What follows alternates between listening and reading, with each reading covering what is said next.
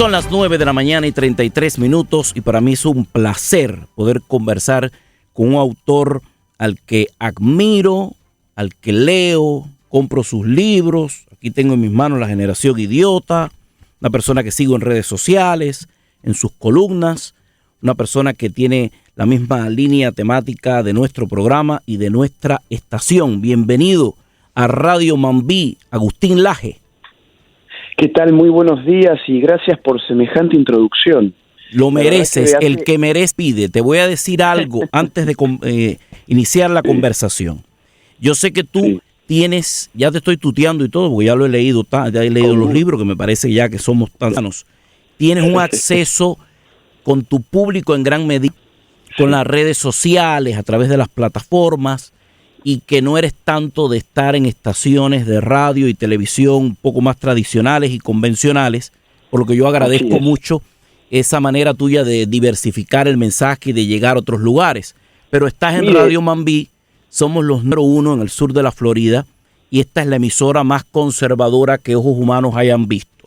Así que estás donde tienes que estar y estás en el estado más libre de los Estados Unidos, que es el estado de la Florida. Así que había que decirlo así al principio para que todo quede como debe ser. Bienvenido a Miami. Muchas gracias, y a mí me gustaría en efecto estar más en programas de radio, pero lo cierto es que me llaman poco, por eso es que me he tenido que recluir en las redes sociales. Pocos tienen la amabilidad que ustedes están teniendo conmigo ahora mismo. Bueno, te acabas de comprometer, ¿está bien? Me llaman poco, pues eso lo vamos a cambiar. Vamos a organizar esta conversación. Agustín Laje es politólogo, escritor, conferencista, un intelectual muy seguido, que tiene la misma línea de este programa, de nuestra emisora, y un autor muy, muy leído, de esos autores número 1 de verdad, no de los que dice el New York Times, que todo el mundo es número 1 apenas saca el libro, no, de los de verdad, de los que genera problemas en las ferias del libro cuando va, de los que le quieren esconder el libro, de los que se arma un problema, de los que da miedo que tenga tanta gente detrás, de esos, de los que no es un pincel que acaricia, sino un cincel que te conmueve y que te hace pensar con hechos concretos. Recientemente tuve la oportunidad primero de leer tu libro dedicado a la batalla cultural. Espectacular, porque es como todo un glosario, como toda una guía de acápites que en medio de una espontaneidad que nos venden se nos pierde. Y por eso quería comenzar conversando contigo acerca de, en tu opinión, Agustín, para saber cuál es la batalla cultural en verdad que debemos librar ahora. Ahora hay que librar una batalla cultural por la libertad.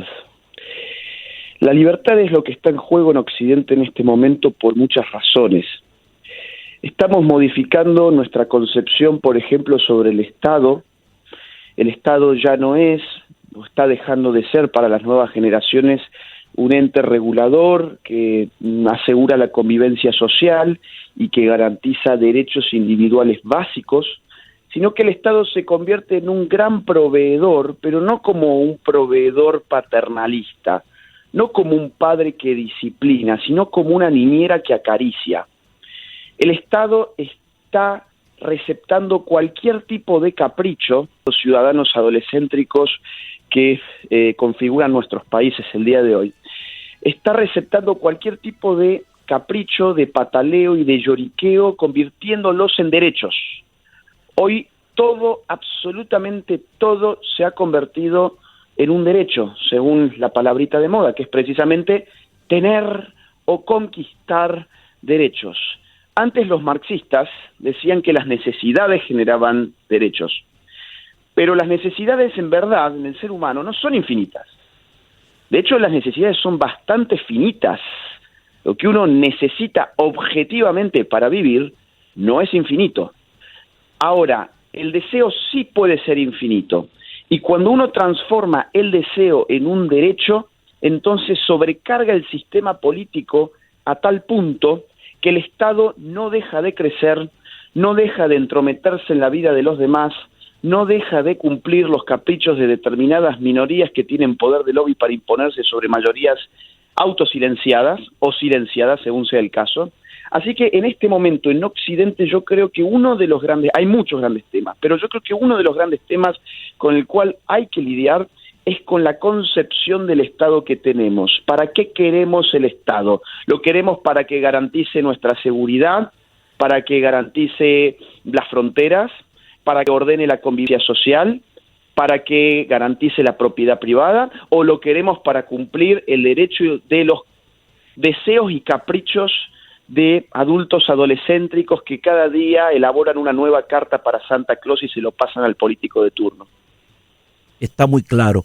En este libro, La batalla cultural, tú estás hablando constantemente, hay buenas partes en el libro en el que hablas de una nueva derecha.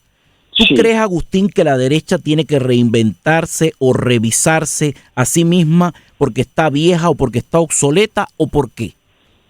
Sí, porque la derecha se ha quedado en una clave de guerra fría, en una lógica de guerra fría. Para la derecha, habitualmente, lo más importante de todo es lo económico. Mientras el sistema económico funcione bien, mientras la derecha llegue al poder a ordenar los desastres económicos que le suelen dejar las izquierdas, y mientras el país pueda marchar económicamente bien, todo entonces, por añadidura, va a resultar bien. Entonces, por ejemplo, ese grave error se cometió en Chile. Chile fue, ya no lo es lamentablemente, fue un gran ejemplo para América Latina, porque era un país muy pobre, empobrecido por Salvador Allende, quien fue conducido por control remoto por Fidel Castro, hay que decirlo también.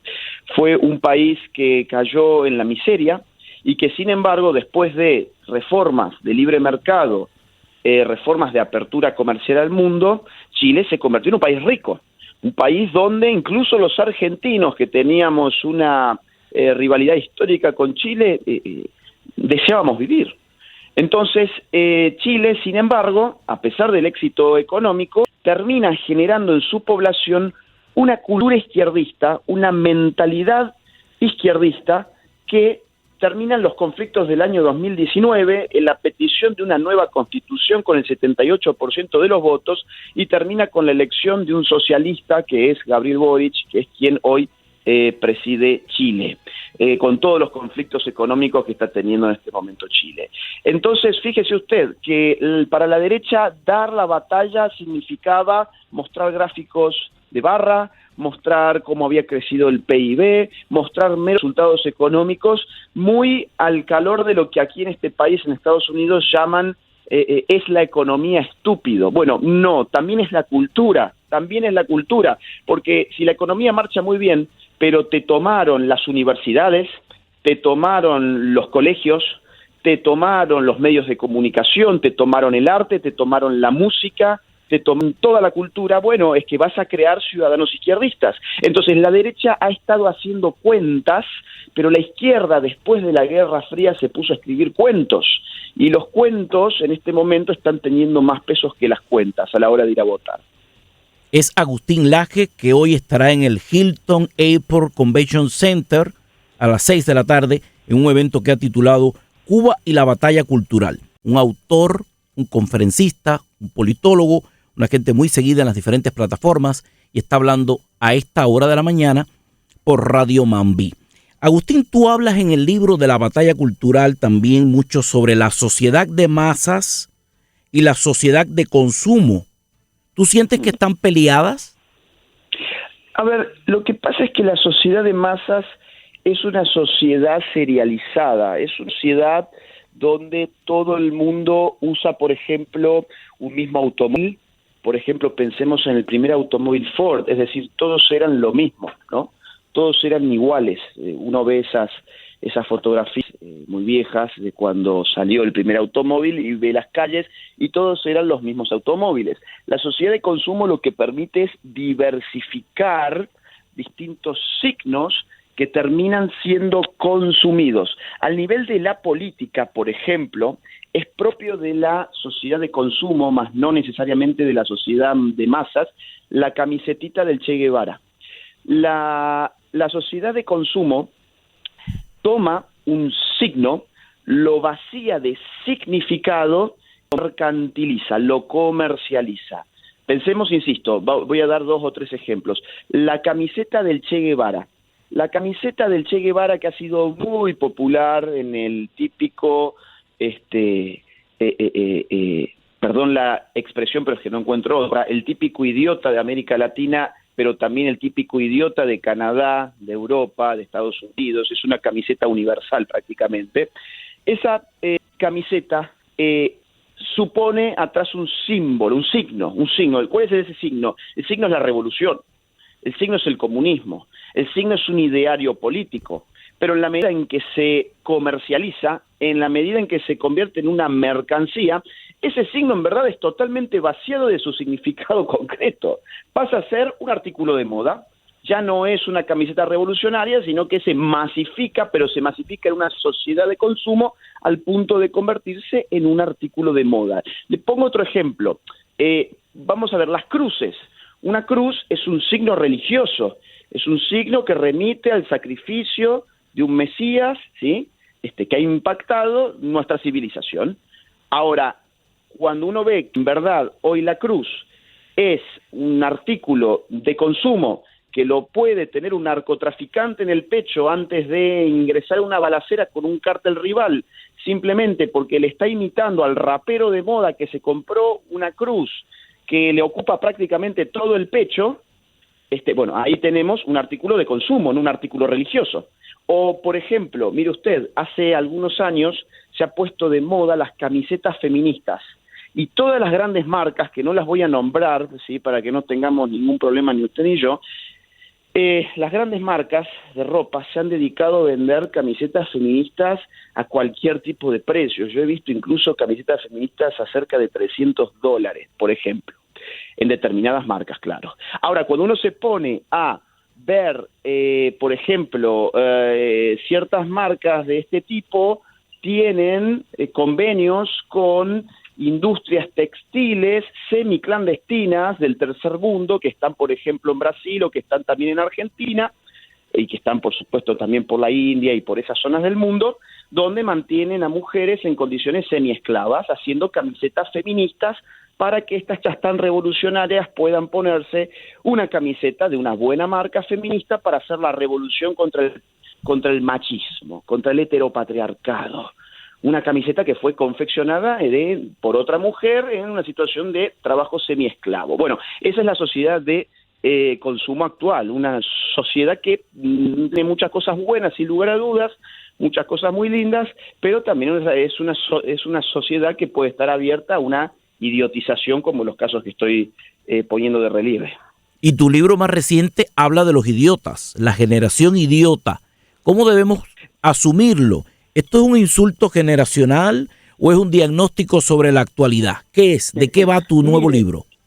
Mire, no es un insulto. Y de hecho la palabra idiota, que nosotros coloquialmente la tomamos como un insulto, la palabra idiota tiene raíces muy profundas en el griego antiguo.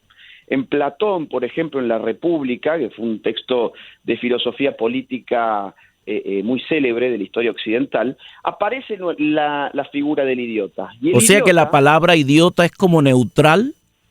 Sí. Pero qué herramienta me has regalado.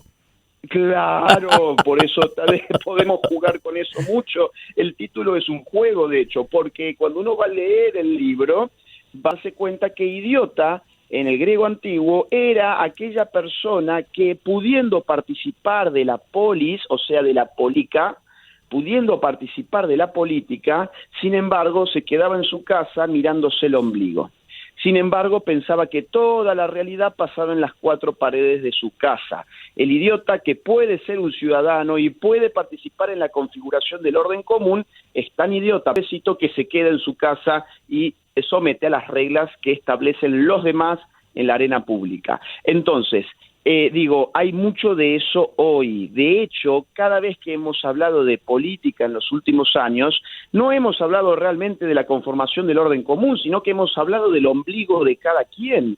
Fíjese cuáles han sido los temas de la política de los últimos años en todos nuestros países. Ha sido, por ejemplo, ¿qué tenemos entre las piernas? Entonces, si yo tengo genitales masculinos entre las piernas y otra persona tiene genitales femeninos, eso significa que yo soy un opresor y que la otra persona es oprimida. O, por ejemplo, ¿con quién me acuesto? Ha sido un gran tema político. ¿Con quién me acuesto? ¿Cuál es mi autoidentificación de género? ¿Cuáles son mis pronombres de género? Un tema que está muy de moda en los Estados Unidos y en el resto de América Latina se está poniendo lamentablemente de moda también bajo el nombre del lenguaje inclusivo. Entonces, el idiota de nuestro siglo es ese idiota que cuando piensa que está hablando de política, en verdad está hablando de cosas narcisistas, personales, propias del ámbito de lo íntimo, y esa es un poco la forma de la política de hoy. Claro que esto ha sido acompañado con dispositivos de idiotización. La farándula ha contribuido muchísimo a eso. Los medios de comunicación en general, salvo excepciones, entiendo que esta es una de ellas, pero en general han contribuido muchísimo a esas idioteces. Las redes sociales, mire lo que pasa hoy en las redes sociales, es un concurso pornocrático a ver quién se desnuda más frente a la pantalla. Y es una fábrica de gente que es fake, que fuera de ahí no existe. Exactamente. Mire, le doy un caso, a ver, hay datos en el libro que son espeluznantes, pero en Estados Unidos en este momento existe y se está extendiendo, por desgracia, una cosa da dismorfia de Snapchat. La dismorfia de Snapchat está golpeando a una juventud idiotizada que se mira al espejo y no se gusta porque segundos antes se miraron al celular y el celular les puso 1500 filtros en la cara, le transformó la cara, le devolvió un rostro mucho más bello del que esa persona tiene, y entonces, claro, después se ve al espejo y se asusta del rostro verdadero. Por lo tanto, sale corriendo esa persona hacia un cirujano plástico, le muestra la foto como su celular dice que esa persona debería ser y le pide al cirujano plástico que le haga una cirugía para acomodarle el rostro a lo que su celular, su teléfono móvil dice que ese rostro tiene que ser. Y en ese momento esa persona se entera que el espejo mágico no existe. Se entera que el espejo mágico, que es el celular, no existe, efectivamente. También tenemos idioteces en las redes sociales que están muy de moda, como por ejemplo consumir una pastilla de detergente, Tide Pod, se llama Tide Pod Challenge. Uno consume una pastilla de detergente y filma las reacciones fisiológicas destructivas que eso le genera en el cuerpo, pero las filma para tirarlas por redes sociales. O por ejemplo, hace nada más que 10 días se puso de moda en determinados países otro challenge, desafío público que consiste en ingerir psicofármacos en grandísimas cantidades para filmar los efectos psicóticos que le generan. Y hay algunos que son hasta más peligrosos para los demás, porque, por ejemplo, en este país, y en otros también, se supo generar hace unos años un desafío que consistía en ir a golpear salvajemente a personas en situaciones de calle y filmarlas con el celular para subirlas en las redes sociales. Dígame si eso no es una generación idiota. No, estos sí no son los idiotas platonianos. No. Esto es demasiado. Esto es demasiado. Agustín Laje está a esta hora en Radio Mambí. Voy a hacer una pausa para cumplir con mis compromisos publicitarios y al volver te pido, Agustín, que me sigas acompañando porque quiero hablar contigo acerca de Cuba, porque hoy enfocarás la batalla cultural con el tema Cuba ante un auditorio en el que vas a estar lleno de cubanos que van a ir a escucharte porque estás en Miami, estás en el sur de la Florida, estás en el... Oye, este es el territorio más libre de los Estados Unidos. Así que tranquilo. Agustín Laje está con nosotros en Radio Mambí. Ya ha estado antes, Agustín, por acá, por Miami. Oye, mira, como te he caído atrás, Agustín, he estado detrás de ti para poder conversar, pero no había dado con las personas con las que tenía que dar. Y ahora estás en Radio Mambí gracias a una coordinación de nuestra jefa, Claudia Puig, que siempre está pensando en la programación nuestra. Contenidos, sí. Que es un placer tener un jefe que te hable de contenidos, porque por lo general el jefe uno lo ve como un susto y aquí lo vemos como una alegría. La verdad que sí. Y me posibilitó este tema porque hemos conversado mucho sobre ti, sobre tus libros y es una oportunidad de lujo poder aprovecharte hoy con toda nuestra audiencia que está aquí siempre con la línea abierta para debatir las informaciones del día. Tú sabes que esto es un riesgo tremendo porque al final la gente que te llama son tantos que gracias a Dios saben más que tú porque son muchas miradas distintas y hay que tirarse como con el pecho por delante con las noticias. Hoy vas a estar en el Hilton Airport Convention Center a las 6 de la tarde y el título es Cuba y la batalla cultural. ¿Vas a hablar de Cuba? Cosa que te agradezco. Sí. Hablar de Cuba en Miami es bailar en Casa del Trompo. ¿Cómo se puede entender, Agustín? ¿Cómo se puede entender? Ayúdame a entender. ¿Cómo es posible que una dictadura dure tanto? Bueno, dura tanto porque es de izquierdas. Si usted se fija, las dictaduras de derechas duran muy poco. Pinochet, por ejemplo, llamó varias veces a un referéndum popular para consultarle al pueblo si quería que el tipo siguiera al mando del Estado o no. La dictadura de derechas en Argentina duró entre el año 76 y el año 83. Y así sucesivamente. Las dictaduras cuando son de derechas duran apenas un puñado de años, pero cuando son de izquierdas duran una eternidad. ¿Por qué? Primero que nada porque a la izquierda se la juzga por sus intenciones y no por sus resultados. Lo importante de la revolución cubana no es que haya acabado con la vida de miles de seres humanos, no es lo importante que haya sumido a un pueblo entero a la más extrema pobreza, no es importante como resultado que haya generado cientos de miles o millones de exiliados, no es importante los presos políticos, los presos de conciencia, las persecuciones religiosas, no, nada de eso es importante. Lo importante es que fue una revolución en favor de la igualdad. Claro, que igualó a todos hacia abajo, que los hizo a todos igualmente pobres y a muy pocos muy ricos. Porque yo no me olvido aquel día que la revista Forbes, que suele sacar sus rankings con los hombres más ricos del planeta, colocó en su top 10 al señor Fidel Castro. Y la familia del señor Castro, que ya está muerto, vive como dueños de una isla completa. Y la gente de la familia del señor Maduro viven como reyes.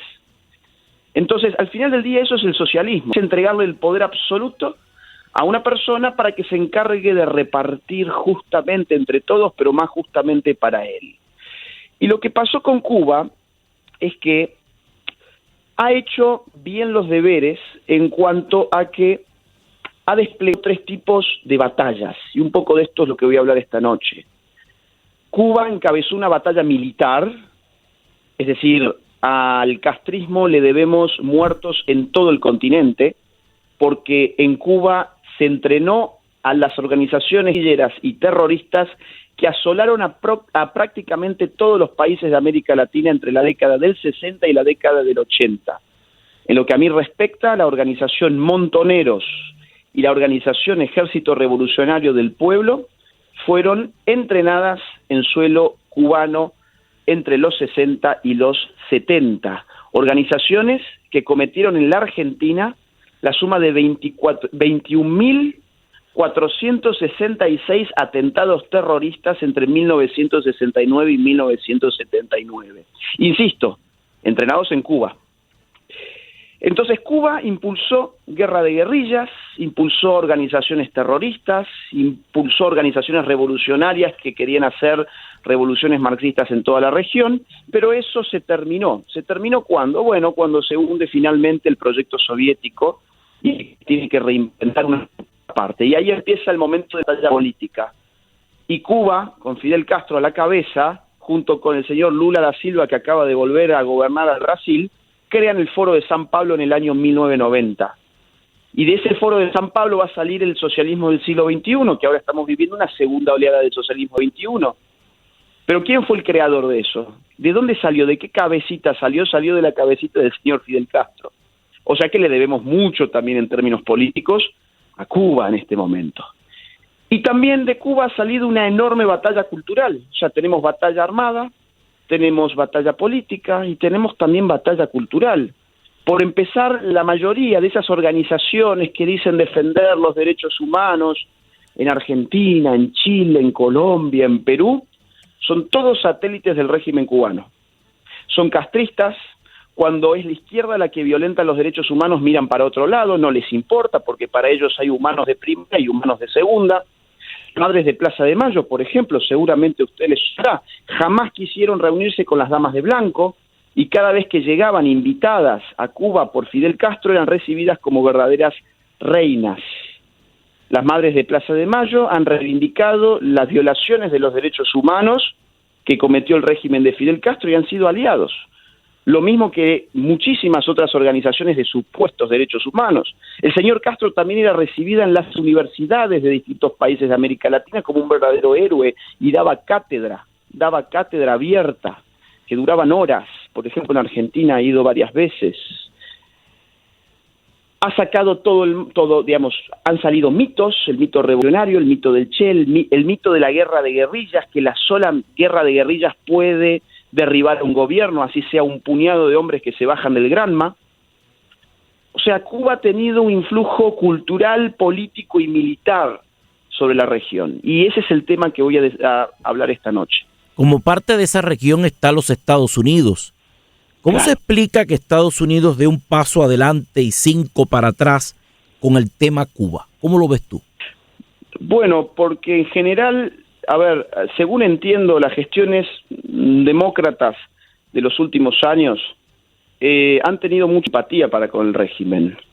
Y Estados Unidos, cuando uno va a ver las élites culturales, las élites artísticas, las élites hollywoodenses, las élites académicas, son élites izquierdizadas, son élites que miran el izquierdismo con muy buenos ojos. Anoche justamente estaba cenando con una cubano-americana cuya ha ingresado en la Universidad de Florida, y me contaba que estaba escandalizada porque la hija le contó que en los dorms, o sea, en los dormitorios, en las habitaciones comunes, donde paran los estudiantes, dice que había cuadros del Che Guevara por doquier. Es que, bueno, que habíamos hablado anteriormente, la izquierda ha dado una batalla cultural enorme. La derecha ha pensado que no hacía falta ni discutir de historia, ni discutir de ideas políticas, ni discutir de filosofía, ni discutir de nada de eso. Lo único que había que hacer era gestionar bien económicamente un Estado. Y eso es lo que se está pagando muy caro hoy. Tenés universidades totalmente plagadas de propaganda cubana, como la que te acabo de mencionar, que en los propios dorms hay cuadros del Che Guevara, tenés restaurantes donde podés entrar y no sé si aquí en Florida, pero yo sí los he visto, por ejemplo, en Nueva York. En Nueva York, restaurantes con cuadros de la épica revolucionaria cubana y cosas por el estilo. Entonces, fíjese usted que uno piensa, Estados Unidos es la capital del mundo libre, bueno, eso yo creo que cada vez menos, porque culturalmente está cada vez más izquierdizado Estados Unidos. Como parte de la respuesta al discurso funesto del presidente Biden, el discurso del Estado de la Unión, se alzó la voz de la gobernadora de Arkansas, que es la gobernadora más joven de los Estados Unidos, Sarah Sanders, y cuando yo escuché su respuesta, parecía que Sarah Sanders tenía debajo del brazo un libro de Agustín Laje. Sarah Sanders dijo: estamos bajo ataque de una guerra cultural de izquierda que no comenzamos y nunca quisimos pelear. Todos los días se nos dice que debemos participar en sus rituales, saludar sus banderas y adorar a sus falsos ídolos. Esto no es normal, es una locura y está mal. Esta es la respuesta al discurso del Estado de la Unión del presidente Biden. ¿Qué pasa por tu mente cuando escuchas esto? Brillante. Me parece que el diagnóstico es el que hay que hacer. Ahora hay que ver cuáles son los remedios, ¿no? Lo que no se ha hecho hasta ahora es un buen diagnóstico, porque insisto, el diagnóstico que había hecho la derecha se asemejaba mucho al diagnóstico de la Guerra Fría. Bueno, tenemos que mantener un sistema económico basado en la propiedad privada, todo muy lindo, yo estoy completamente de acuerdo, pero si no te encargas de lo que pasa en las universidades, si no te encargas de lo que pasa en el mundo del cine, de las series, del arte, de la música, te van a acabar izquierdizando a toda una población a través de otras dimensiones, y esa es la batalla cultural. La batalla cultural es una batalla por historias, es una batalla por ideas, es una batalla de argumentos, es una batalla por símbolos. Fíjense la cantidad de símbolos que se nos han impuesto en los últimos años, ¿no? Banderitas de todo tipo que empiezan a recibir más alabanzas que la propia bandera nacional de cada uno. Ahora resulta, y perdón porque este es un tema muy políticamente incorrecto, pero ahora resulta que todos los países tienen una segunda bandera. Ya no es la bandera nacional, ahora tenemos todos una segunda bandera incrustada en todos nuestros ministerios, en todas las administraciones, hasta en el último departamento, hasta en la última escuela, todos tenemos una bandera multicolor. Es complicado, muy complicado. Sí. Estamos de cara al 2024, estás en el estado de la Florida hablando ante una audiencia conservadora. ¿Trump o DeSantis? ¿Cómo lo ves, Agustín Laje? Mire, creo que... usted me hace una pregunta tan difícil. Mire, DeSantis es una persona más joven, es una persona que tiene una mejor imagen y que no ha cometido tantos errores, porque entiendo que Trump ha cometido muchos errores últimamente. DeSantis además es el claro ganador de las elecciones de medio término, que esperábamos una ola republicana, como le decía, una red wave, y esa red wave la verdad es que no llegó, fue una victoria incluso ajustada, pero el único ganador claro de esas elecciones fue el gobernador de este estado, y por algo fue, por lo que usted dijo, es el estado más libre de país, que ya de por sí tiene una historia de libertad a cuestas. Entonces, pero por otra parte, uno sabe que a Trump le pueden quedar 4 años más de gestión, pero no más de eso, porque él está muy grande. Entonces ahí habría que ver, a ver, qué es lo que conviene, 4 años de Trump y que después se decida, para no fracturar también al partido, porque es probable que el partido se fracture o que tenga grandes problemas internos, porque esa va a ser una lucha a muerte entre dos grandes que son DeSantis y Trump. Yo la verdad es que no lo sé, lo que sí temo es esto último, es la fractura del partido. Trump se va a presentar porque ya ha lanzado su candidatura. DeSantis creo que todavía es una especulación, pero yo creo que si ingresa DeSantis va a haber una fractura aunque sea para las internas, las chispas van a saltar por todos lados, pero después el partido se tendrá que unir. Se tendrá que unir porque lo que está en juego es demasiado. Yo hoy tengo más simpatía por el gobernador de este estado, pero es una simpatía. Ahora, estratégicamente, políticamente hablando, yo no sé si es bueno dejar a Florida en este momento y lanzarse a una contradicción interna que va a generar una guerra dentro del Partido Republicano. Quizás en un hombre tan joven lo mejor puede ser esperarse 4 años más, y el seguro en algún momento va a ser el presidente de los Estados Unidos. Tiene tiempo. Espero que la decisión no quede en manos de los idiotas, Agustín, y que si lo van a decidir los idiotas, que sean idiotas platonianos. Me quedo con esa expresión tuya para que todo pueda fluir de un mejor modo. Hemos conversado, ha sido un placer hablar a esta hora de la mañana con Agustín Laje. Va a estar hoy en el Hilton Airport Convention Center en un evento para hablar de Cuba y la batalla cultural desde las 6 de la tarde. Por allá nos vemos, te debo un abrazo y te lo doy esta tarde noche en el evento. Te agradezco mucho. Gracias. Y te tomo la palabra de ese deseo de que la radio esté disponible, pues bueno, vamos a estar en contacto con frecuencia. Claro que sí, muchas gracias. Y un último aviso, para inscribirse en el evento de esta noche tienen que escribir un mail a miami@somosmascuba.com. miami@somosmascuba.com. Escriban un mail, pídanle la información de cómo hacer las entradas. Así pueden llegar y asegurarse que tienen lugar en el auditorio. Y por otra parte, un último aviso es que mi libro Generación Idiota ya está en los portales, ya está en Amazon, ya está también en las librerías de Miami y del resto de América Latina también. Aquí lo tengo conmigo, llegó, hice una preorden desde antes y con Amazon llega perfectamente. Además es preciosa la animación, el diseño y el contenido, que es lo más importante, que no compramos la vidriera, sino la esencia. Claro. Gracias, Agustín. Gracias. Gracias Un por abrazo. estar. Un abrazo. Nos vemos en la tarde-noche.